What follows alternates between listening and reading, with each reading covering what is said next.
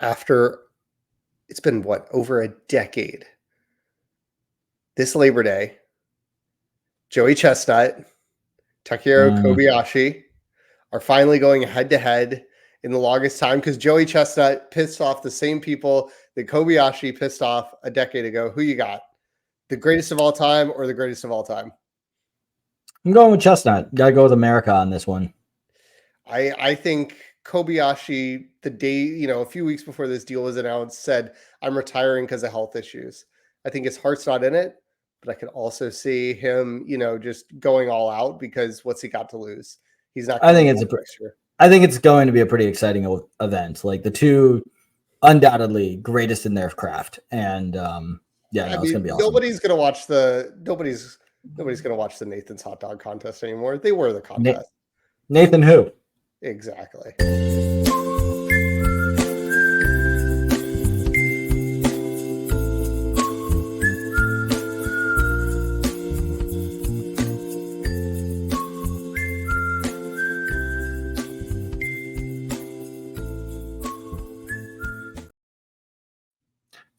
Hey, welcome back to another episode of two podcast hosts with no coaching experience who are available to coach the Lakers because that is what we're doing these days. No, just kidding. This is working on the Dad Pod. Good to see you, Alex. And before we get started, I want everybody to please like and subscribe to us on YouTube. It is really cool. You get to see my face, which is getting smaller because we are working on our dad bods. Alex's face is just getting stronger because that's been his goal. But listen, we're here to talk to you about whatever it is we feel like talking about that day. And it's going to be about being dads. Please like and subscribe, or, you could listen to us in the audio version so that you could see us at the end of our journey, which is truly just the beginning of a new chapter. And yeah, Alex, I totally think I killed that open. How about you? Well, if you were watching on YouTube, you would get to see me try to figure out how to flex my face since Ethan said my face is getting stronger. I haven't really figured it out. It looks like awkward smiles and passing gas, but I'm doing well otherwise. It's been a gloomy week here. Lots of rain, but good week of camp. Lots of chaos. The Great. Kind of week where I really had to pick and choose what was going to be in story time this week because there was a lot going on, just so much. Okay. Well, why don't you kick us off with the story time? Oh, right. Tonight we're talking about working on phases. More on that later. So that is very vague. To be more specific, we're talking about what to do when your kids get in a mommy phase or a daddy phase or maybe even a grandma phase, but when they don't want to deal with one parent and one parent doing anything is completely against the rules. But we'll get into that a little bit more after story time. I will kick us off by saying that last week we talked about reading with our kids and our kids learning to read. And I mentioned that my daughter is very into reading. We have a summer reading challenge for our library where they read 10 books and they get a free pass to the local water park. And this goes for any kid. So my son gets to sign up and have 10 books read to him. And then we get 2 free passes for the kids to go to the water park plus 20% admission for the adults, which is awesome. And we set the standard for my daughter that she had to read 10 books that were not books she had read before or ones that she was often read to. So they had to be something that was a little bit foreign to her. So she was actually reading and not doing memorization. And she flew past it. And I was talking with my wife and I said, I don't understand, I love how much she reads and I love how much she likes it. I'm like, it's crazy for a 5-year-old to just sort of love it so much. And my wife goes, oh, she gets that from me. And I go, well, I know you like to read. She majored in English Lit in college. Come to find out, my wife, they still have this in the local school system. The one that my daughter will go to is the one my wife went from 2nd grade through high school. And they had this thing where if you read books in elementary school, you got points for reading the books. The harder the book, the more points. You could read up to 12th grade level books and get the most points. Or if you were a kindergartner, you could read a kindergarten level book and get a lot fewer points. Well, I found out that in 3rd grade, my dear darling wife led the school in points. had the most points in the entire school. Had nothing to do, but just like I felt like that Homer Simpson gif of him leaning out the card going, nerd. Yeah, nerd alert. What's going on there? But let's wrap this back into parenting. So my daughter gets back from camp today, and I'm like, how was camp? She goes, it was great. She starts telling me this, that, and the other. She has a juice box in her lunchbox. I say, where'd you get this juice box? And she goes, oh, so-and-so, one of the counselors gave it to me.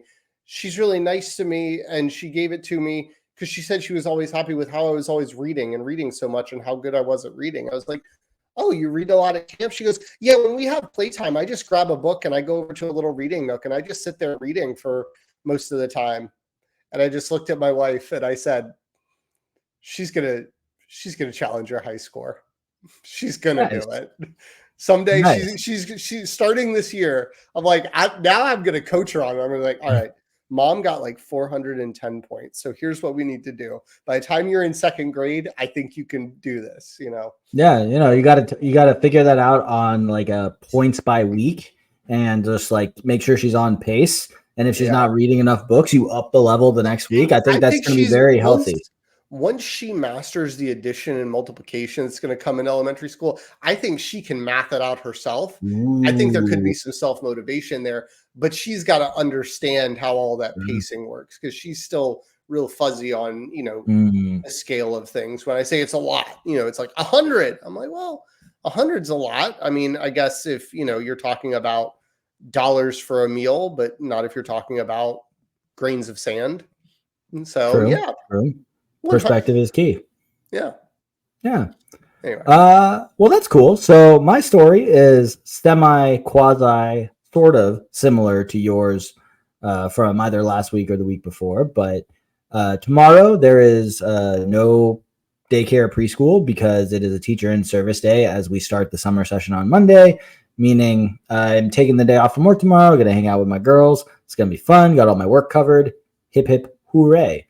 That said, my youngest is moving from the butterflies to the pandas, meaning that she's going to be going from a class of 9 to 12.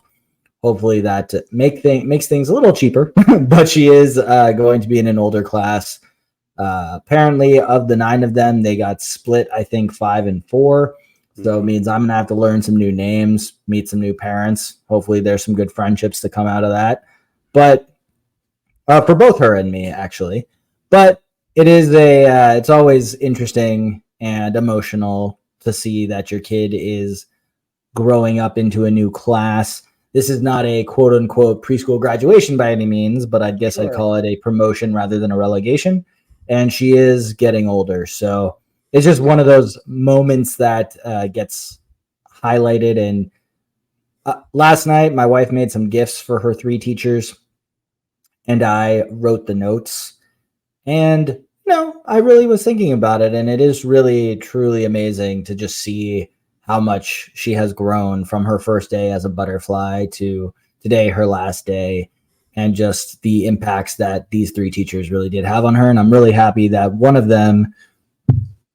the assistant teachers is moving to the pandas with them. So there will be some continuity, and it is one that it is the teacher that both my girls really, really love. In fact, when my older daughter first started at the school, this co-teacher was her co-teacher. So, lots of familiarity with the family. So that's exciting. Yeah. And that's awesome. So, So, hoping tomorrow's a nice day. Got a play date at the playground set up, so I guess it's just a date at the ground, if you will. Sure. Speaking of multiplication, I think when you do the fractions, the play cancels out. So that's a common numerator situation, I think. Something like that. Play was the first part of both compound words. So working on those as well. Anywho, so we are working on phases, particularly mommy daddy phases. And one of the reasons why I pitched this to you, Alex, is I think there was a time when this was true for you too. But back in the day, in most stereotypes of a family, you see this a lot in movies and stuff. There is the excitement that the kids get when daddy comes home from work or daddy's around on the weekend, because in a quote unquote traditional family, the mom stays home with the kids and the dad is the primary breadwinner and the mom is the main caretaker. That said, in my home, as I've mentioned before, my wife goes to work before the kids wake up. I handle pretty much every weekday morning. For a while, when my wife was working on Saturdays, I had them all day to myself. So we kind of have the reverse situation here where when mommy comes home, the kids are just obsessed with mom, which is both great in the sense that I get a break, but pretty terrible for her at times because she literally doesn't have a moment to breathe where they will not put her, where they will not let her put them down. Right. And I do everything I can to help, but they are so stuck in their mommy phase where, for example, tonight, my littlest was being held by her mother while I was cooking dinner and my wife needed to do something. And I said, "Hey, sweetheart, can I just have a hug?" So she says, she holds her one arm out, still holding onto her mom with the other. I grab her. She starts crying. And I said, "I just wanted a hug." So then she puts her head in, digs in, squeezes, and then pushes away and goes, "Mom now." And I was like, okay. So yeah, so you really took it literally. I got the one hug and now you're done. So I guess both my kids are technically in a mommy phase. So what's going on in your household? Well, I think it's interesting because I think you actually pinpointed something that, we stereotypically associate with dads there, but it is the idea of absence making the heart grow fonder, right? That Yeah. happens a lot in my household. And I think it goes both ways, but I can only see it one way because if it goes the other way, it's because I'm not there, right? Like Mm. every morning, my kids wake up. About half of those mornings, my wife is still out in the office. She goes out at 5 a.m. She starts working. That is her time that she just can jam and nobody's going to be bothering her. And she likes to work. I'm more of the type of person that likes to do that kind of thing late at night if I'm going to do it. But she does it early in the morning, which usually means the kids wake up at 6:30. I get them breakfast. My wife's in around 7, helps them get ready. But there's that sense of, where's mommy? Where's mommy? And because of similar things like that, training clients, having meetings or whatever, my wife often is working up until the kids get home, especially if they're being dropped off by grandma, and sometimes a little bit after, hey, I need 20, 30 minutes to knock out some communications or whatever. And so that also breeds that. And I feel the exact same. I mean, there are a lot of things that what you said were just resonating of my wife coming home and the kids absolutely miss her and they haven't seen her. And the last thing she wants to do is be stimulated, right? She's exhausted. She's been working hard. She's been, in your wife's case, she's been on her feet a lot. In my wife's case, she's been working a couple of different things, like moving her brain from one project to another project, and just mentally kind of done. And as I mentioned, she's been going since 5 a.m. And so where for me, I'm more mentally strong in the evenings, she's sort of like winding down her day so that she can get to bed. Not that long after the kids get there. Although right now I think she is binging a little bit of Bridgerton and probably staying up a little bit later. But yeah, we'll be doing that after we're done recording. Nice. Starting the yeah. So yeah, I feel a lot of that, but I also do feel when I'm gone, for whatever reason, there have been some times where, say, I have gone to church without the family because I am in charge of streaming all of our services, and maybe the kids are sick, and so the wife's going to stay home with them, and I decide that I'm going to go to church, or I go play around the golf, or I go to my brewmasters meetings or whatever. And yeah, the kids miss me. And I hear that, but it's always tough, I think, to put it in perspective because you're not seeing it, where I just go, man, I wish the kids would miss me like that. Because you can't see them miss you. You can just see their joy when you walk in the door.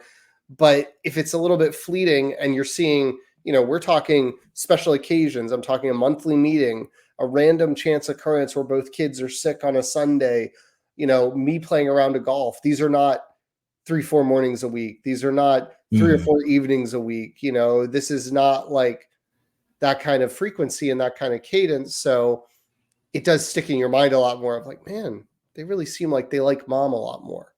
But I do think it works, it goes both ways a little bit. Yeah. I think the most interesting thing you said was, as somebody who's known your wife as long as you've known your wife, that she's up and doing stuff at 5. That is shocking to me. Yeah. She used to have an alarm that sounded like a nuclear reactor, so she could get up at like 7:30. Yeah. And so would you consider her a quote unquote morning person? I think she is now. And it's surprising, but yeah, she regularly gets up at 5 and gets what she has to do done, and seems to thrive on it, because she tried the late at night thing when she has to, wrap up some stuff, and it just doesn't work. So she just goes out there and allows her to plan her day. And I think, this morning she did watch the first episode of Bridgerton, she told me, while she was working. So she does have that option to sort of take it easy. And I think she is doing things like organizing her to-do list and just sort of scoping out her day and planning it in such a way that she knows what her time commitments are, so that she's nothing sneaking up on her in a lot of that time period. But yeah, a bit of a morning. I definitely have a life goal to be a morning person. They seem so wonderful in theory. Yeah. But anyway, sorry for getting off topic, folks. But that really stuck with me because, like I said, I've known Alex's wife actually longer than Alex has. So that is shocking. So yeah. So how do you sort of emotionally deal with these phases when the kids are, because I want to say that I think that in addition to these sort of micro phases of missing someone, I think there's also much bigger phases of just like preferring a parent when you've been around both all day, where it's like only mommy can hold me, only daddy can hold me, only mommy can do it, only daddy can do it. How do you, have you experienced a lot of those? Yeah, and I've actually experienced and witnessed, unlike you, the both ways. For example, I have seen when both my daughters have been in complete daddy phase, and sometimes I think one of the biggest shifts was actually my wife getting her Saturdays off. It kind of changed the whole mental dynamic for them of daddy's the one who's around. Like if I'm in discomfort, daddy's coming. If I'm sick, daddy's coming. If I need something, daddy's coming. Now, other than in the mornings, it's pretty even. Right. So they can kind of dictate in a way who they want to phase with. But I would say, like, I don't get that jealous other than for a split second when my baby just says, "No, dad," and like digs her face into mama. And I think I just want that love. But then I get over it. And it's more the eye rolling look I get from my wife that I'm just sitting there or standing there not doing anything. And it's like, I really am trying to help. Literally, I just tried to take the baby away. But I understand that I guess I'm going to be relegated to other duties at the moment, whether that be deal with the tornado or deal with some little chore that needs to get done. So it bounces off of me pretty quickly. How about you? I think when it was just my daughter, right? When we just had one kid, and I think there were definitely times when she was a baby where she was in daddy phases. But I think as she got older, she's very girly girl, right? She likes dancing and ballerinas and pink stuff and fancy tea parties and dolls and all these things that I think she's just always gravitated towards what is feminine, what is girly. And so I think that's always made her gravitate towards my wife a little bit more on some of those things. Not that I won't participate. I'm down for a good tea party, for playing with dolls. But I think it's like my daughter has always had this very inherent sense that nobody else around her seems to have instilled in her. So I don't know where she gets it from, but this sense of like, I need a girl to play the mom, right? Like Mhm. I need it needs a boy and a girl, or it needs two girls, or whatever. Like you can be the king, but I can't possibly be the queen and like pretend as we sip at this tea party. And so I think that's been Gotcha. a driving force. And with my son, again, I seem to be typical kids. My son is actually in a pretty big daddy phase right now. Yeah, he misses mom, but he always wants to hang out with me. And I don't mind it. I love it right now because usually what he wants to do, we have instead of dryer sheets, we use those lint dryer, those dryer balls, those wool dryer balls. We ball over here too. Yeah, he loves to take one or two of those in the living room and play catch. And so Oh, he's nice. literally like, we're playing baseball, Dad. And he Nice. remembers the baseball game we went to for my birthday. And he goes, "You Braves, I'm Marlins." And I'm like, the fact that you remember the teams is amazing because that was, almost 2 months ago now. But why'd you pick the Marlins? Like, what Yeah, possessed you to say I'm going to be a Marlin? Proximity, I guess. But sure. ooh, that's So a life of suffering, son. so I got a funny little quick aside. So I'm not going to name the kids, obviously, but of my four NATO's friend group, there's a couple. One is a girl, one is a boy. The boy, no, so the girl's dad, who I'm very close with, is a Jets fan. So she is a Jets fan. The boy didn't have a team, but then told his parents, she told me to like the Jets. So I like the Jets. And I always joke with his dad, one, nothing worse than becoming a Jets fan for a girl. Two, nothing worse than becoming a Jets fan for a girl who says, I don't like you anymore. Which apparently happened in just funny conversation. But yeah, if to all you young guys out there, Don't do that. never let a potential significant other tell you what team to like, because if it Especially doesn't that go well, you're screwed. You're yeah. screwed. And Definitely. he or she may, or they might have a bad choice. So That's true. yeah. But yeah, I think I was a little more emotional about it with my daughter just because it felt like I never got chosen. And Mm-hmm. so that's where golf sort of came into it, where she decided she wanted to play. And going out there with her, she definitely had some interest. She, getting her out there to practice, she doesn't want to do it a lot. And I really am not trying to force her or make it a thing. Yeah. But we've tried to find some opportunities, right? Going to a basketball game, going to, some events, trying to do things that I like that she has shown interest in. But what I am really hoping for with my daughter, because we have a good relationship now. I will say at this point in her life, I think the phases, like the little baby phases are really like Mm-hmm. over with. Like she might have preferences, but she's becoming more rational in how she like thinks about relationships. She's not Sure. perfect, right? Because she's still in this dumb thing of like, you know, if you tell her your favorite color, she's gonna note whenever something that you have is your favorite color and like how much joy you must be experiencing. And I'm like, I have to tell you, like, people don't care about their favorite color nearly No. as much as a 5-year-old cares about what everybody's favorite color is. That and like lucky numbers. And she just Mm. she like grilling my son yesterday. Again, kid's not even 2.5. And she's like, "What's your lucky number?" And I'm like, "Do you think he's going to know that? How many I numbers do you think he's gonna know? Like he's gonna pull out a number and now you're going to ascribe, like, let's say homeboy says 8. You're now going to ascribe 8 and anything that has to do with 8 to like his joy. And it's crazy. So she still has some of that. But overall, when it comes to the relationships, I think she segments it a little bit more. So it's not as much the phase, but it is finding those things of like, yeah, I do nails with mom and I do golf with dad. And like those are fun. And if mom's not around, I might ask dad if he wants to do nails and he'll probably say yes, but like he's worse at it than I am. So like I'd rather do it with mom so that our nails look sure. good. Right. And I think it's a way more pragmatic thing than that of like, yeah, mom played golf in 6th grade, but I'm not going to ask her to go out to the driving range with me because she hasn't swung her club in 2 decades.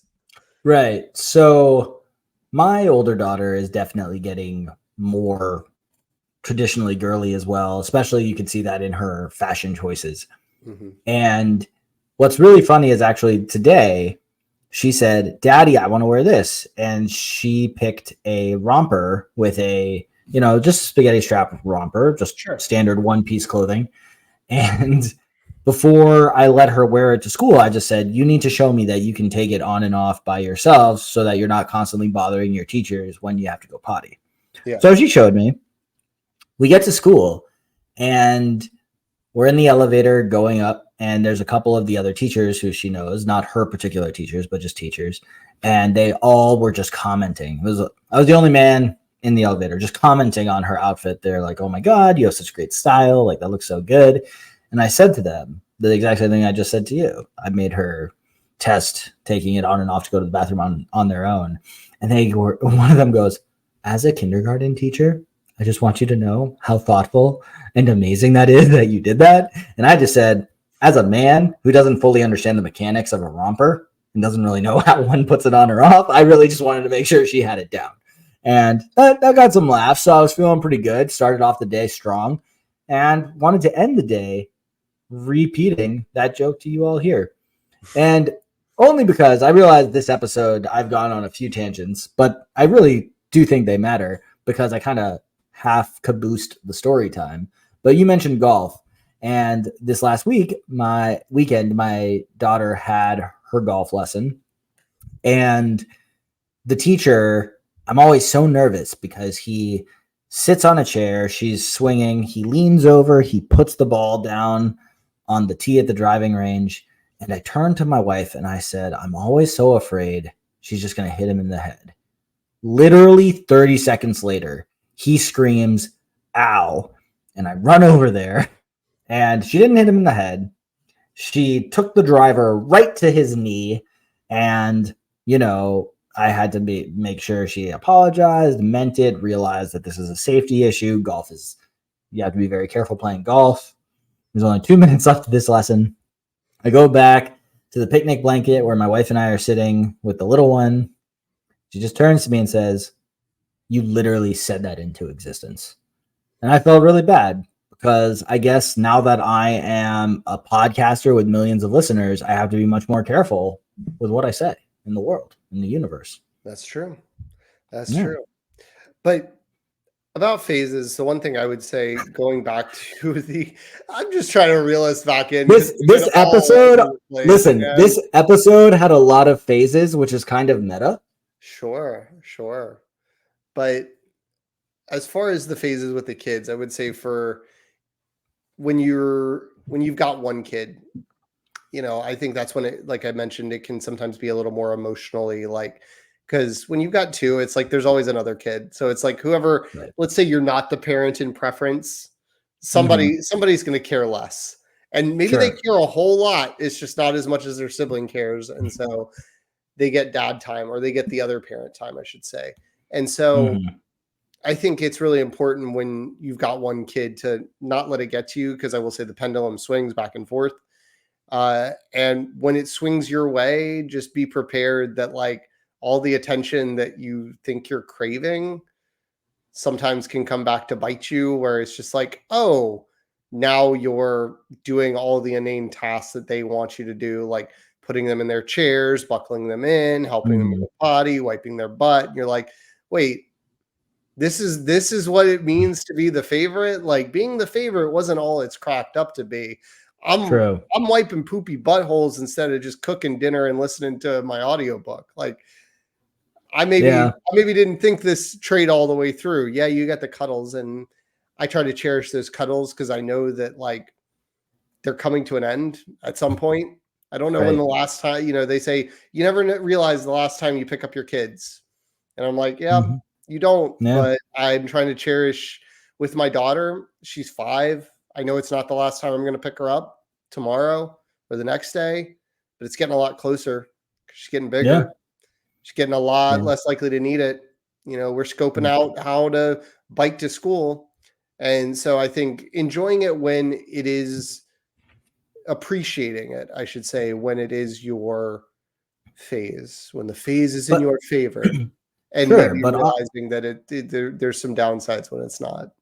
yeah, and on that note, we've talked a lot about over the course of these 2 seasons about mental health and articulating your feelings. And frankly, I have said to both my now almost 2-year-old and my 4.5-year-old, I have said when I felt left out, and they kind of understand. And then they come over and they, will act differently. And then Yeah.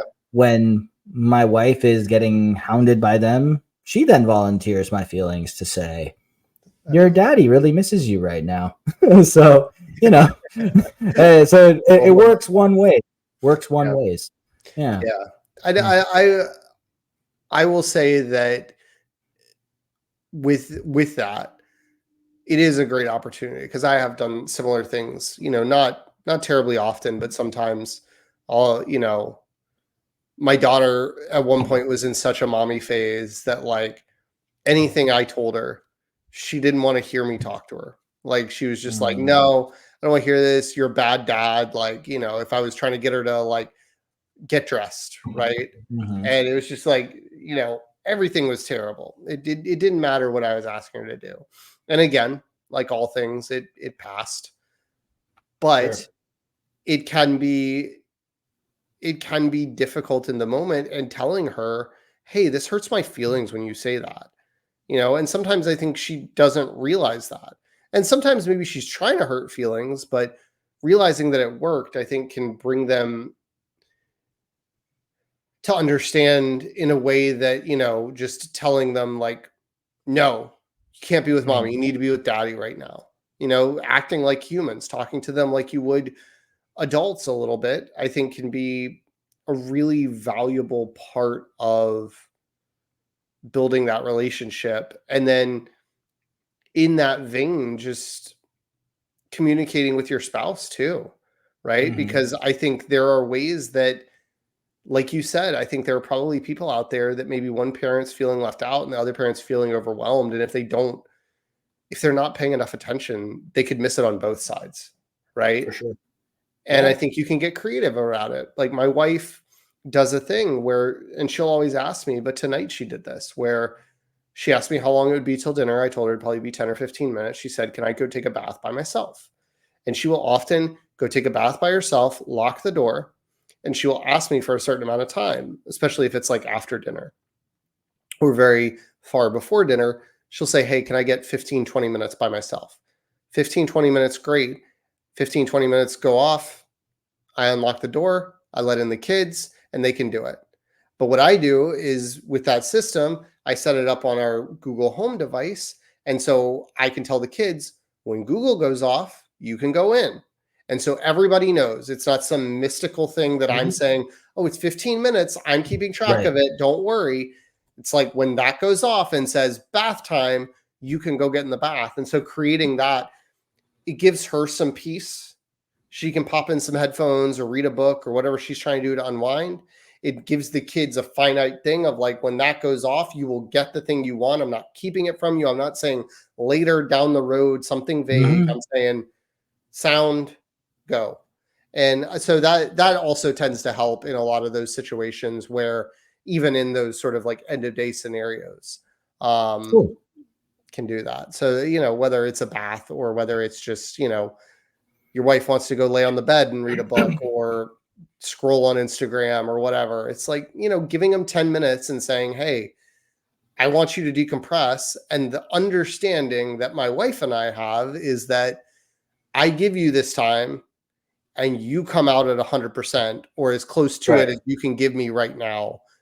And we tackle this together. Like I will go 1-on-2 for whatever time you need. But then the expectation is that like, you're coming out and we're doing this thing together. And then if I need some time, I do that too, but I come out with the same, like, let's get after it mentality when I'm done. Yeah, no, we do something very similar as well with regard to needing time and the expectations. So for sure. That's good. Hey, before we get into working on the dad pod, for those of you who aren't paying attention to calendars, it is Thursday, June 13th. That means this Sunday is Father's Day. So happy Father's Day to all the fathers out there. Alex, what are your Father's Day plans? I am going to go golfing Lovely. because it's Father's Day. I think I'm going to go without my daughter. My Okay. wife gave me the option, and my daughter across 9 holes maybe hits 12 shots. Wow, she's really good. That's 3 Uh, over. yeah, right. No, that's way under, way No, under I know. par. I'm kidding. But she hits a few shots and then she hits a few putts and then she gets bored and then she gets back into the putts by the eighth or ninth green. So I'll probably go without her because I think I'll play a hole 18, and she just doesn't have the stamina for it, and I don't feel like bringing a tablet and all that stuff. I feel like just letting her have a normal kid Saturday morning, and then I think we're gonna go out to lunch, and then I think just hang out in the yard. We'll see what the weather's like, because, like I said, it has been rainy. So I Mhm. may do the golf on Saturday, may do the golf on Sure. Sunday. But how about you? Yeah. So let's see. On Sunday, the only real big plan. Yeah, actually, I think there is the girls have gymnastics in the morning, but my younger daughter also has a birthday party for one of her classmates. So we gotta work on that. However, at 5 o'clock Eastern, so 2 p.m. Pacific, I'm going to hop on a Zoom with my Los Angeles based family. My mom is hosting my dad and my younger brother. We, of course, will be on the Zoom just for a little Father's Day family get together surrounding around my dad, where they casually mention a happy Father's Day to me, which is fine. It's fine.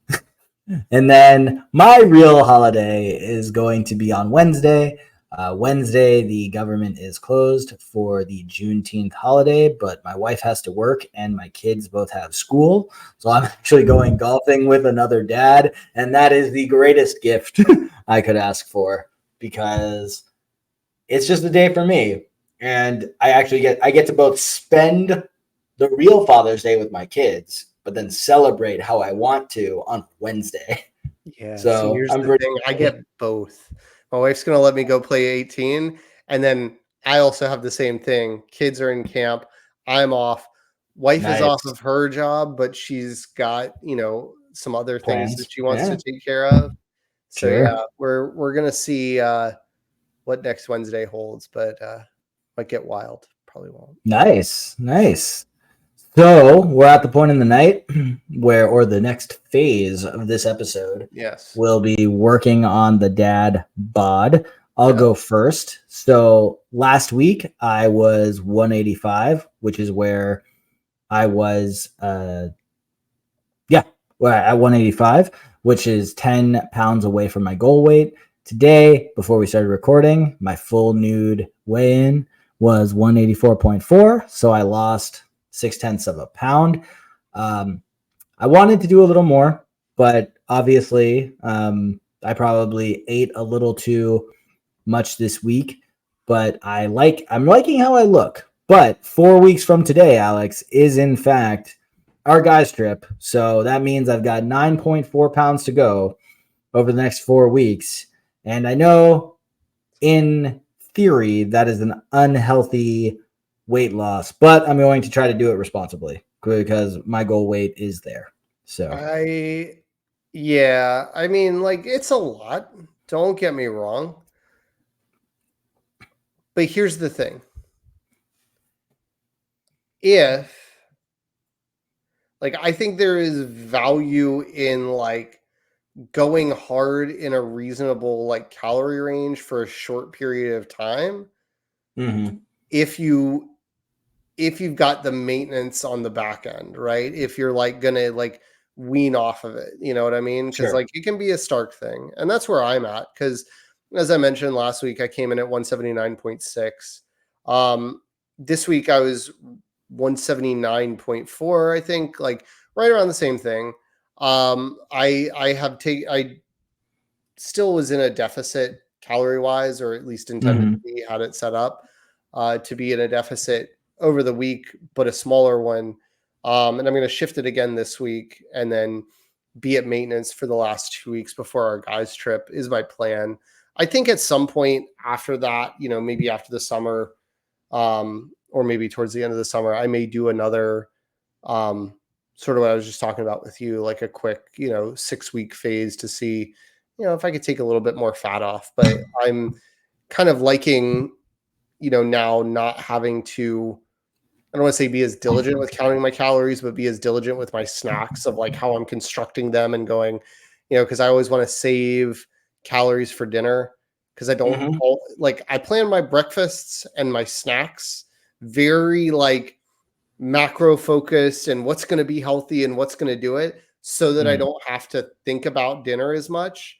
And then I can like back end it with post dinner snacks if I have calories left is usually my strategy, but I try to save a good amount because sometimes I cook things that are like a sausage and pea cream sauce gnocchi. And it's just like, this is great, but it's not high on protein and it's like 750 calories for a serving. And so it's kind of taken a lot of what I got for the day.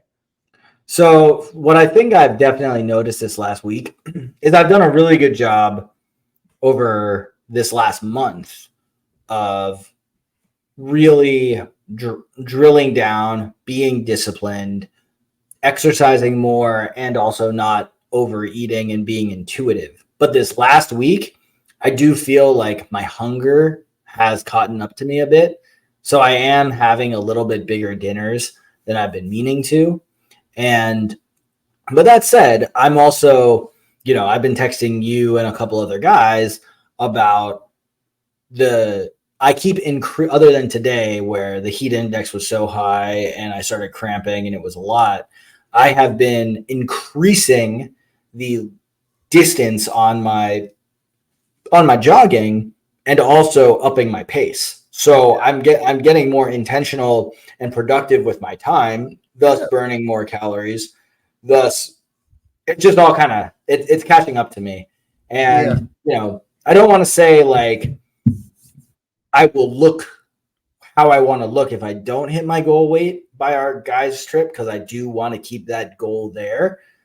But I definitely I didn't lose as much this week on the scale, but you can definitely see how I look, and at least like with my shirt off, which again is for our OnlyFans subscribers, not our general YouTube audience. And I think as I mentioned, 4 weeks is not a crazy amount of time to sort of push through for something. Sure. But I think no matter what the end result is, I felt a lot of benefit the times during this journey where like whether it was because I was taking a medication or I was on vacation or something where I kind of like took a break, a mental break from like trying to be in a calorie deficit. And I think even if that mental break is only, 4 to 6 weeks itself, and it's like intentionally trying to stay at maintenance calories of whatever you're at, I think that can be sometimes helpful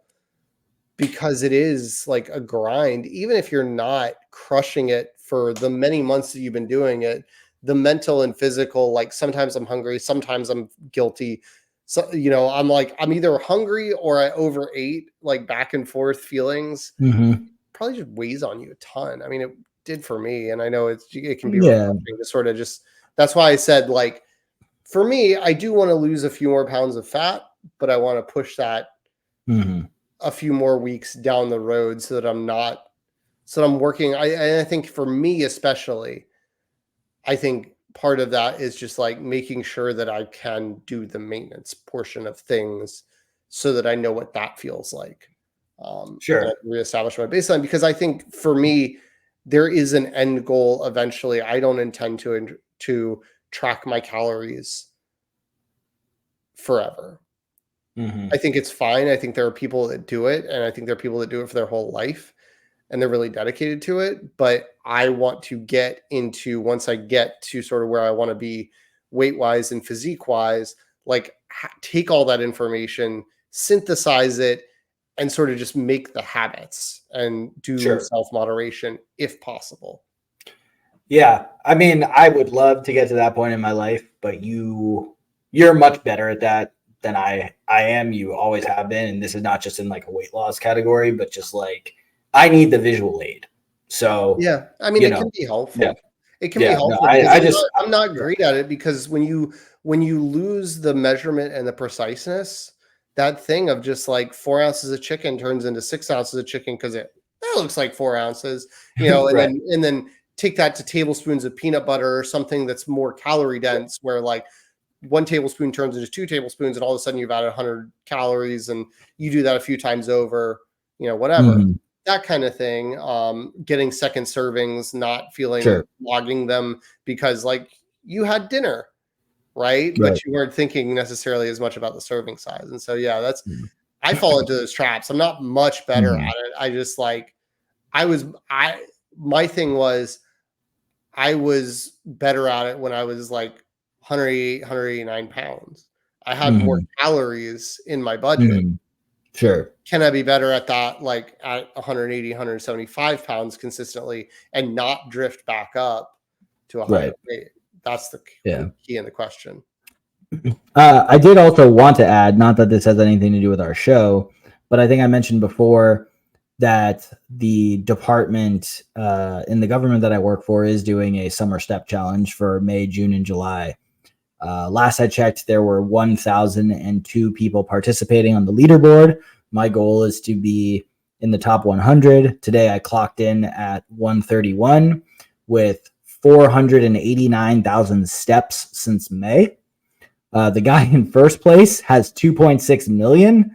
I tried to figure out where he's working based on like the address book. I think he has a desk job. So I'm not calling shenanigans. Does he just walk to work from like Virginia? I don't know. I am just saying, again, I'm not alleging that he's not doing his job and he's only walking. Could he have a travel desk? That's what that he could. And then I'm thinking, why don't I have one of those? I pay taxes too. No, just kidding. Anyway, all I'm saying is I just yeah, I don't know. I find it it's the goal. My goal is to be top 100 when the step challenge is complete at the end of July. So, yeah. Well, good luck. Thank you. All right, guys. Well, I think that's all we've got for tonight. Our working on the dad bod segment went a little long, but luckily all of our tangents didn't derail the rest of the episode into too much length. So thank you guys for tuning in tonight. We'll be back next week. Please head to our website, workingonthedadpod.com. There you can find our YouTube channel, all our social media. Please like, subscribe, comment on YouTube, share with a friend. Any of those things, all of those things help us grow the podcast, get them out to more people. Just tell somebody that you think would like to hear our voices, or tell somebody that you think would hate to hear our voices, because then they'll leave a comment telling us how much they hate it. So do whatever. We appreciate you. No press is bad press. All press is good press. Yeah. There you go. Happy Father's Day, Dad and other dads. Love you. Happy Father's Day. Thanks for working on the Dad Pod with us. Any resources that we mentioned during the show will be in the show notes. If you have questions, thoughts, or just want to talk with us, the best place is in the comments on YouTube. We're on YouTube, TikTok, Instagram, and Threads at Working on the Dad Pod, and on Twitter at Working on Dad Pod. Following and subscribing is always appreciated. Please rate and review us. That helps get the show to new people. And if you know a dad who would enjoy our show, sharing it with them is a huge help to them and us. Have a great week.